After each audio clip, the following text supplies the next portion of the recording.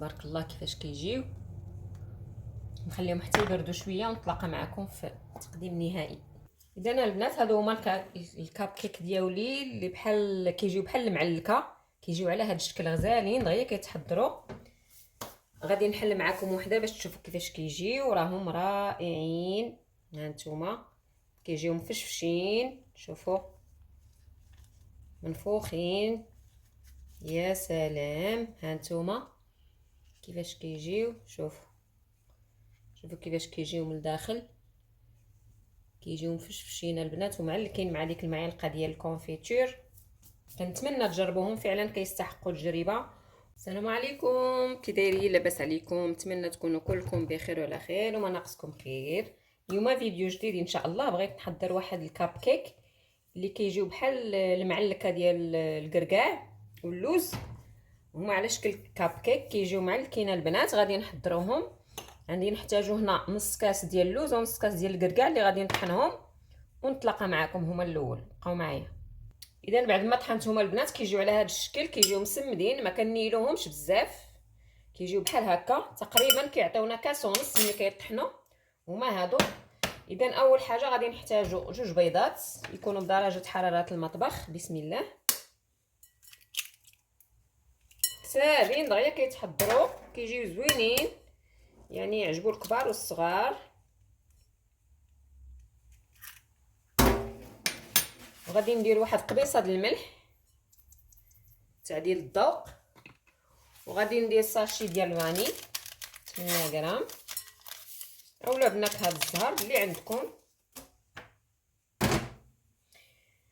وغادي ندير كاس لاروب ديال سنيده، نفس الكاس اللي عبرنا به اللوز والكركاع، كاس لاروب ديال سنيده. بسم الله.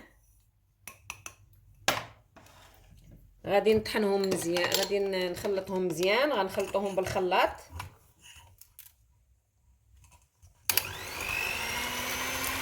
بهذا الشكل. انا غادي نخلطهم مزيان ونتلاقى معكم، فخليكم معايا.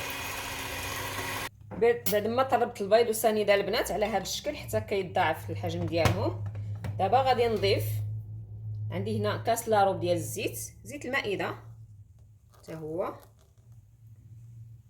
وغادي نحتاجو الكاس لاروب ديال الحليب اللي بارد بدرجه حراره المطبخ.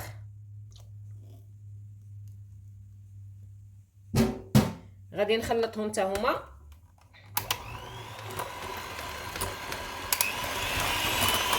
نتلاقى معكم. اذا بعد ما خلط الزيت مع الحليب مع المكونات الاولى، غادي نضيفوا واحد المعلقه، هذا هو السر ديال التعليكه، بحال اللي كنديروا في الغريبه ديال المعلكه، واحد المعلقه مع مراش ديال الكونفيتور ديال المشماش. هذا هو اللي كيعطينا ديك التعليكه البنات. هاد الكونفيتور ديال المشماش غادي نخلطوهم واحد شويه جانتوني هاد العناصر.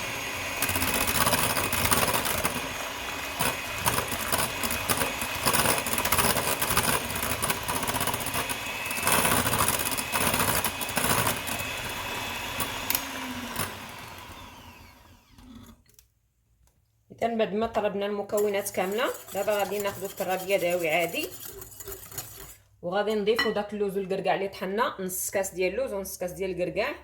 ملي طحناهم كيعطيونا كاس ونص، نفس الكاس اللي عبرنا به البنات.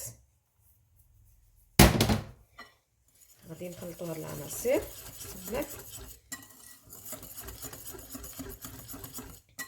كيف قلت لكم اللي كنطحنوهم ما كننيلوهمش، كنخليوهم مسمدين كيبقاو باينين شويه.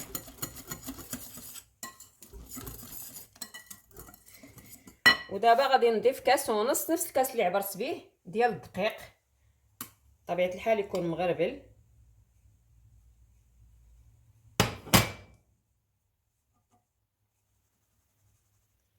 و 8 غرام ديال خميره الحلويات.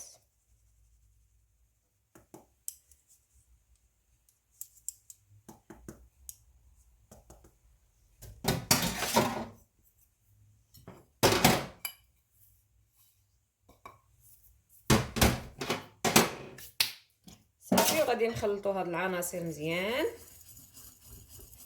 على هاد الشكل.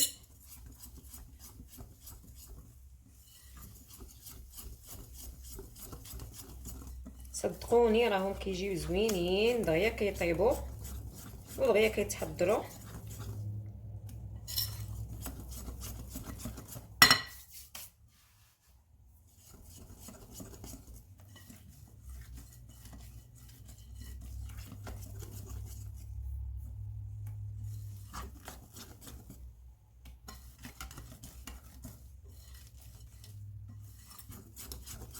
صافي هما هادو بعد ما خلطتهم. دابا غادي نمشي نحضر القويطات ديالي في المول ونتلاقى معكم. خليكم معايا. اذا بعد ما خلطنا الخليط البنات كيجي على هذا الشكل، ما خفيف بزاف ما ثقيل بزاف، كيجي هكا. دابا غادي نبدا نديرهم. ها هما عندي المول درت فيه هاد القويطات، غادي نبدا ندير فيه. بسم الله. كنعمروهمش بزاف حيت فيهم الخميره مازال غادي يطلعوا لينا.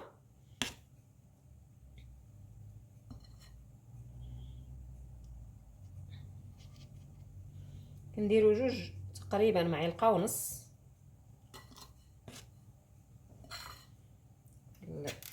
الوحده.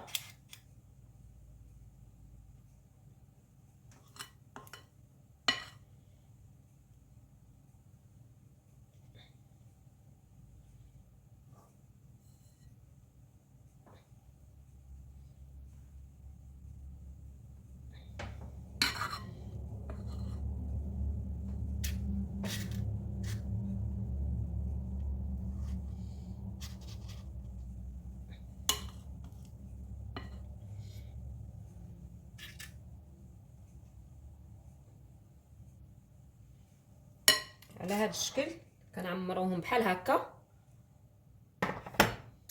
وغادي نوريكم كيفاش غادي نزوقهم. خليكم معايا نكمل الكميه ونتلاقاو. اذا ها هما البنات بعد الولاد بعد ما عمرتهم على هذا الشكل. دابا غادي ناخذ السكر الثقيل اي سكر كلاصي، وغادي نحاولوا نرشوه هكا عشوائي فوق منها بحال هكا، بحال الشكل ديال غريبه ديال المعلكه. وغادي ناخذوا قرقاعه، نص ديال القرقاعه، وغادي نحطوه هكا على هذا الشكل. غادي نديرهم وغادي نكمل الكميه كامله اللي عندي بنفس الطريقه. ها نتوما كنديروا السكر الثقيل هكا، احسن ندير بيديا احسن. كنوزعوا هكا من الفوق عشوائي بحال ملي كنديروا غريبه المعلكه، وكنحطوا القرقاعه نص قرقاعه من الفوق